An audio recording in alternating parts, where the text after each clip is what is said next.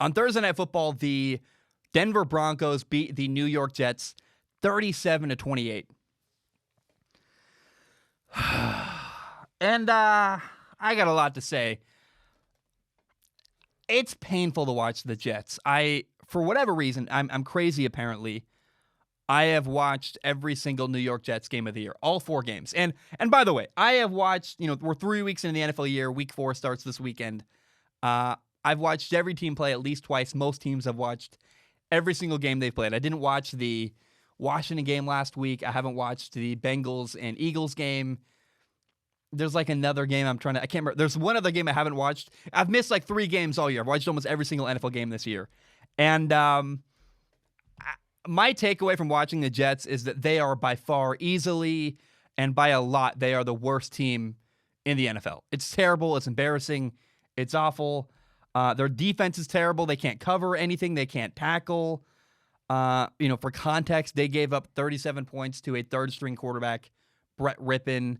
By the way, their starting quarterback, Sam Darnold, is hurt. He may miss the next game.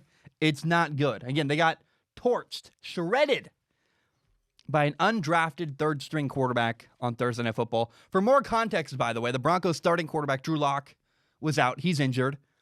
The Broncos' top receiver, Cortland Sutton, tore his ACL. He didn't play, obviously. Receiver KJ Hamler, out. Tight end Noah Fant got hurt during the game.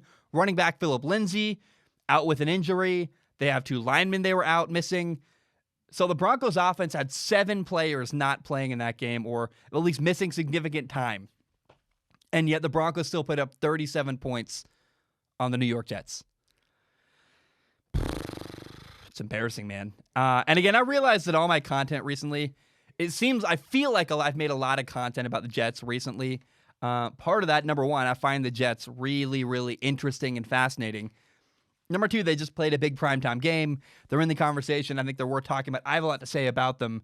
There was a play where Brett Rippon, the quarterback for Denver, launched a ball down the right sideline, underthrew it a little bit, and Broncos receiver Jerry Jeudy just stole it away from the defender. Jets corner Pierre Desir got embarrassed, during the game, they're like, he got mossed. They just stole the ball from him. Bad coverage, bad technique, over and over and over again. I go, how is that guy wide open down the sideline? How is it that Brett Rippon missed a throw vertically where the guy was wide open? I'm like, dude, how are the Jets this bad on defense?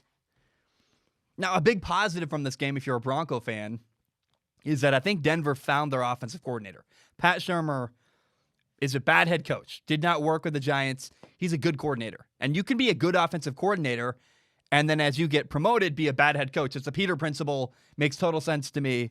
Look up the Peter principle. It's interesting that people just get promoted till they are no longer, I guess the best way to put it is they get promoted until they're in a job they're not competent doing.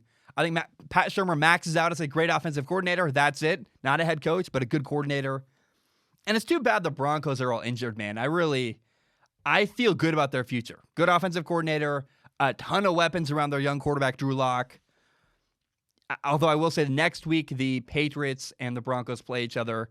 If Brett Rippon is the starting quarterback for the Denver Broncos next week, ooh, boy. Brett Rippon might get embarrassed by Bill Belichick and his defensive schemes. That could be a nightmare and a mess. But regardless, I will say also watching the Broncos receiver Tim Patrick do so well was really, really cool. He's an undrafted player in his 3rd year. He had 6 catches, 113 yards, 1 touchdown. Now, it's kind of crazy, by the way. Apparently, after this game, the Jets looked at what happened on Thursday, and the reports are that they have doubled down on Adam Gase as their head coach, and they're not going to replace him. They're going to leave him as their head coach all year. Now, maybe the conspiracy is, well, the Jets are terrible, and they want to stay terrible and get Trevor Lawrence, maybe, or whatever. They want a high draft pick. They're like, well, we're going to lose a lot of games with Adam Gase as our head coach. Maybe that's it. I don't know. I do not see how Adam Gase could still have his job next year, but you never know. It's a New York Jets. They are horribly run. Now, the Jets are coming to a fork in the road. One of the most interesting upcoming NFL stories is, what are the Jets going to do with Sam Darnold moving forward? I don't know. It's possible the Jets are so bad that they will be in a position to potentially draft the quarterback out of Clemson Trevor Lawrence, a generational talent by many accounts. He's really, really good at quarterback. Will the Jets keep Sam Darnold or will they replace him? I don't know. I want to come back to that. First, I got to say that it was kind of cool to watch Brett Rippon play against Sam Darnold on Thursday Night Football. Those are two guys who were there in my graduating class in high school, both from the West Coast. Brett Rippon is from Spokane, Washington, and, Sam Darnold from San Clemente, California. We went to a lot of camps together in high school. It's cool to see both of them play. Now, Brett Rippon had a couple bad plays, but I actually thought he played really, really well. Yeah, 3 interceptions, 3 bad balls, bad throws. But also, Brett Rippon had some really good throws down the sideline. I went, ooh, that's a nice ball. I mean, there's multiple throws, like on 3rd down, even 3rd and 8. There are throws where, like, he had some great balls down the sideline to Tim Patrick, perfectly in stride. He had that touchdown, Brett Rippon did. Accurate, really good timing, really good anticipation to Tim Patrick on the in-breaking route. I went, that's a great ball. Sam Darnold's best moment was a 46-yard touchdown run. This crazy run up the middle. But throwing the ball, I kept waiting and waiting. When is Sam going to make a splash? Throwing the ball. Now, in contrast, again, Brett made multiple throws down both sidelines, had that great touchdown to Tim Patrick. Again, Brett threw some really good throws. And as I look back on Thursday, right, wrong, or indifferent, the most impressive guy throwing the football, at least for long stretches of the game, were Brett Rippon. And that's weird, but you had an undrafted, free agent quarterback and the number 3 overall pick. And if you didn't know better, you'd say, if you had an alien come sit and watch the game with you, you'd say, who is the high draft pick? Who's the one that people, like my girlfriend, for example, has no idea. So if I said, hey, Liz, who is the guy that was picked number 3 overall? Who's the guy the NFL didn't want? You wouldn't know. She couldn't tell me Sam Darnold or Brett Rippon because from an outsider's perspective, you could say, hey, Brett looks really good and Sam looks really average. I think it's pretty obvious that I like Sam Darnold. I root for Sam Darnold. I want to see Sam Darnold succeed in the NFL. And again, I have to admit, for long stretches of the game last night, I guess Thursday night now, Brett was a better quarterback. And Sam Darnold is disappointing me. Where I want to blame the coach. I want to blame Adam Gase. It's so great. If it could be Adam Gase's fault, I'd be so happy. And you know what? It makes sense because right away, Ryan Tannehill got away from Adam Gase, and it seems like Ryan Tannehill got better. So, okay, well, in that situation, the problem was Adam Gase. Now, for a long time, I thought Ryan Tannehill was the problem. In fact, it was Adam Gase. And Sam is in a bad situation where Sam has a bad offensive line, bad receivers. He's thrown to a guy named Jeff Smith. I'd never heard of him. Like, who's Jeff Smith? Who? What? Sam Darnold's throwing to who? So Sam's talent is obvious. He makes plays where you go, wow, that's a huge run. That's a great ball on the run. That's a great ball on the run again against the 49ers. He's got throws where you go, wow, that's a good throw by Sam Darnold.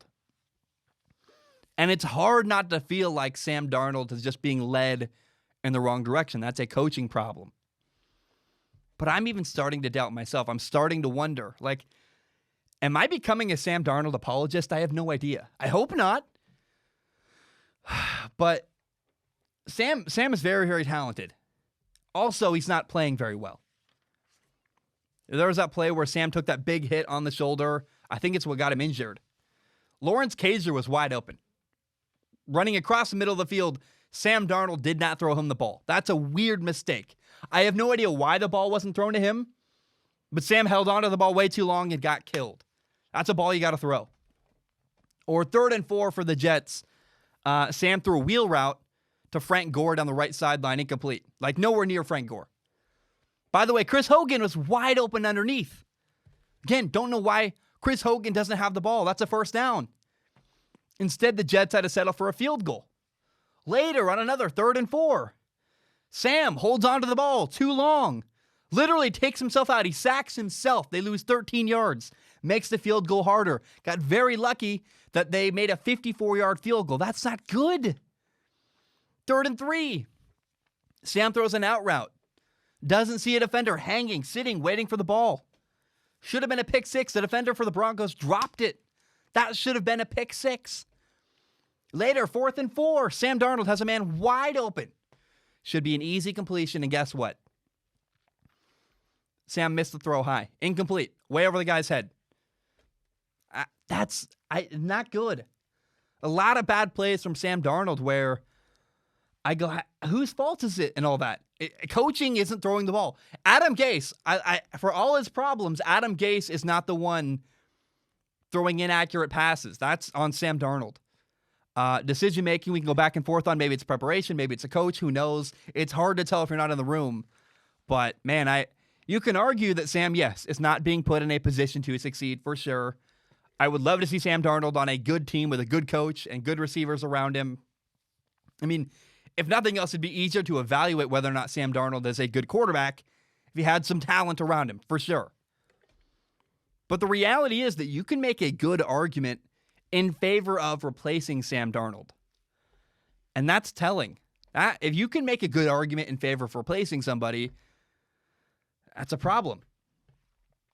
Now, an added benefit, I guess, if you replace Sam Darnold is that likely, I'm saying Sam Darnold a lot, I apologize. I think people hate when I do that, when I say the name over and over again. Likely you're going to have a new head coach in New York with the Jets. That guy's going to want to pick his own quarterback because his career depends on his decision and who his quarterback is. Maybe that guy wants Trevor Lawrence. And if they draft Trevor Lawrence or somebody else, Justin Fields or the guy at North Dakota State, Trey Lance, or who knows, anybody else, the Jets have a new, young, exciting rookie quarterback, a young star. Excitement, again, maybe New York. So the question is Sam Darnold part of the problem, or is he a victim of the situation around him? I don't know. I don't have the answer there. And I will say another thing that's very telling about Sam Darnold, though, is that if the Jets got rid of him, I'd love to see where he goes. It'd be fun to see where he ends up, and that's also telling because there is talent there. He's never been on a good team. He's never been in a good situation to win. What could he do with Sean Payton in New Orleans with the Saints? Maybe Bill Belichick or maybe Carolina Panthers. Maybe Matt Rule from the Carolina Panthers brings him in, work with Joe Brady, sit behind Teddy Bridgewater. That's interesting. That'd be fun. But right now, I have no idea what the Jets are going to do. I don't know. I'll know more by the end of the year. I'll know what I would do at least. But also the Jets don't care about my opinion. So I can tell you what I would do. I'll never know what the Jets are going to do because they're just dysfunctional and a mess. I don't know there. But are the Jets going to keep Sam Darnold or replace him? I don't know. Time will tell. But I am so curious to see what happens.